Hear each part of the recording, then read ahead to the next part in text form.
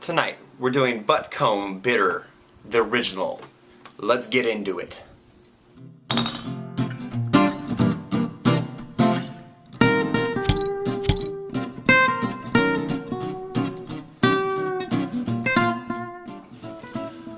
Welcome back to The Beer's Gone Bad. Where the beer flows like wine. We are your hosts. I'm Scott Van Book. And I'm Pat Tugent. Tonight, we are drinking Again. from across the pond. Oh. They're just saying we're drinking. Oh yeah, Which we are. We are. We're doing that. Tonight we have Butecombe Bitter, which for those of you who do not know, is just a pale ale. We didn't know, and we found out. Thank you, Google. Thank you. So, let's get into it. Pat, any thoughts, any comments, any... Let's show it to the camera here. There it Butecombe is. Bitter. Let everyone know what we're drinking. What we are drinking. Well, Again, it came from Uncle Bill and Aunt Christy. It's from across the pond. Thank you. Thank you. was this another cask? Oh, that's a good question. I'd I'd have to check the fridge. This might be. I don't think it is. You don't think so? You know what? I have no idea. It could be. I would hate to get into this and not know that it. We learned online, Butecombe, the brewery, is the largest new brewery in the UK over the last 35 years. So they're currently the largest brand new brewery in the last 35 years. And they're saying that this is the most popular bitter on the West Coast, being served in over 1,000 pubs, which for that small amount of land in England, I mean, that's a lot. It's like California. As we've seen from so many beers from across the way, they are not as high in alcohol content. They are not as pronounced in flavor, But they like to come across as a smooth, drinkable beer. That's what they're going for. And I think it's because the Brits don't go in there planning on having one beer that's going to blow their mind. They're looking at 12 beers that are going to be really good. So where we have our Budweisers and our Bud Lights, and you're like, cool, I'm going to drink a ton of beer. I'm going to have my generic 3. They don't play that game. They go, you know what? We're going to keep it craft, but we're going to keep it drinkable. We're not going to do the stone arrogant bastards. I feel like they're not going for whiter is better. They're going for, you know what? Maybe we'll have a little bit smoother is better. Yeah. Coming in at 4.5 ABV, price unknown yet again. The original Butecombe Bitter, we're getting into it. I giggle at the name. I'm not going to lie. I keep understanding that it's like a mustache comb up for your butt for some reason. Color, 1 Bud Light, 10 Rasputin. This guy's coming in about 3.5, 4. I'm going to give it a 4. It's got a nice kind of dark color, but it's actually really clear. No head. Minimal carbonation. There's a little bit in there. It's This not might much, be a though. cask beer. This might be the other I like one. the fact that we learned that bitter is the English term for pale ale. You know, it's been really tough going through on the websites and trying to decipher from what they're saying, because It is in English, but it's not in English. Yeah, it's not in American, is what it's not. It's Yeah. billfolds and wallets and lifts and elevators and Boots. yeah, trunks. It's just bananas. Bananas is the same for both. But what are you tasting there, Pat? Wow. Beer? Really strong kind of metallic taste up front, actually. Dude, you're all about the metallic taste. It's not a bad thing, though. I'll probably taste alcohol.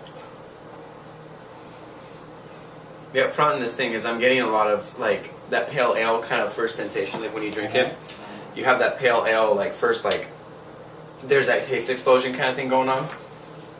And I'm associating that pale ale flavor with metallic. 'Cause I'll be that's honest the with reason you. why I'm using that.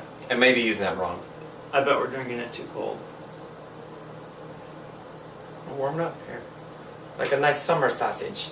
It's just one of those beers that it seems like because you're drinking it so cold, it's coming off a little too crisp, and it has that. I'm getting that metallic taste, dude. You're not alone on that one.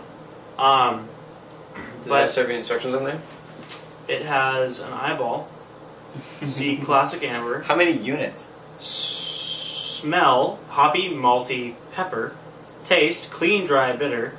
And then there's a bitter and sweet thing, and there's more bitter bars than there are sweet bars. Permanent cask beers, Butecombe Bitter, 4% alcohol.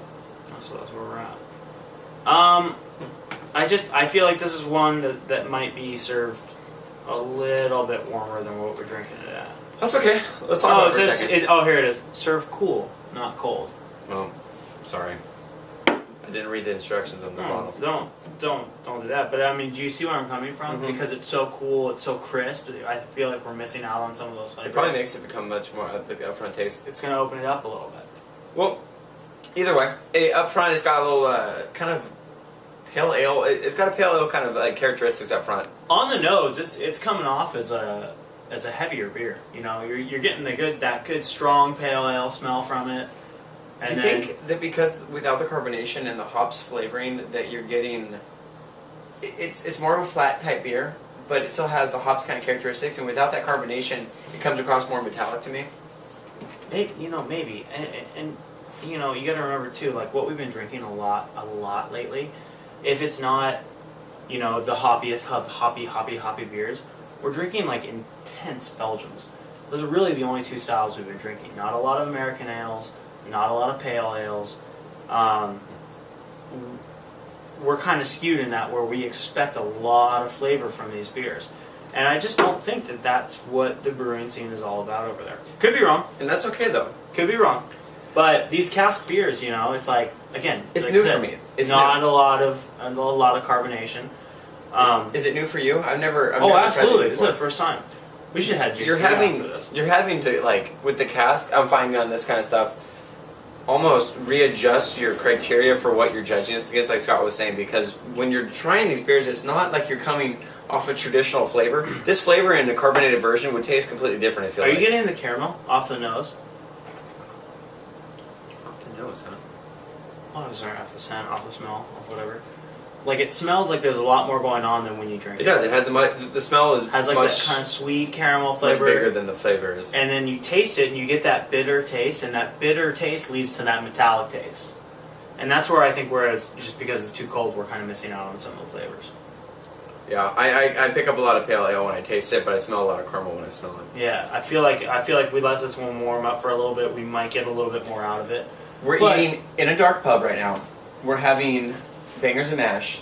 And that's it. By the way, the casks, they don't refrigerate. They're not cooled. We're having a big hearty meal here. Yes. Sit with me here. We're having a big hearty meal, maybe some peas, some mashed potatoes, you know, whatever. We're drinking this. Is this going along with that right now? Mm. Eat that mashed potatoes, you know, fish and chips, whatever you got. I'm gonna let you know I would destroy a shepherd's pie with this. And I think that's what they're pairing this off of, because you don't have those crazy bold flavors in English food. That I have that blood in me, dude, from across the pond, and this is the kind of thing where it's like, maybe this is why I like some of the lighter beers that we drink. I like a drinkable beer, and I like a drinkable beer with some flavor, something going on with it, but nothing that's going to be too crazy. For me, all the beers that we've drinking from across the pond so far have been very, very agreeable with eating food, and a little bit less standalone kind of beers. And because of that, what are you going to rate it? 1 bottom end, 10 top level. I'm going to give it a 5.5. I feel like it has more to offer. I'm going to wait to drink the rest of that one until it warms up to kind of see what we got going on. I'm going to give it a 4.5, just because the flavor, I think I started too cold, but the flavor is not really working with me. But that's how it is. That's it. Who are you? I'm Scott Van Book. I'm Pat Tuchin. This is The Beer's Gone Bad, guys. Enjoy the beer flows like one. Check us out on the social platforms. We're Facebook, Twitter, YouTube, and Flickr now. And realistically, if it's not craft beer, we don't want to play with it, so... Keep it craft or keep it to yourself. Thank you.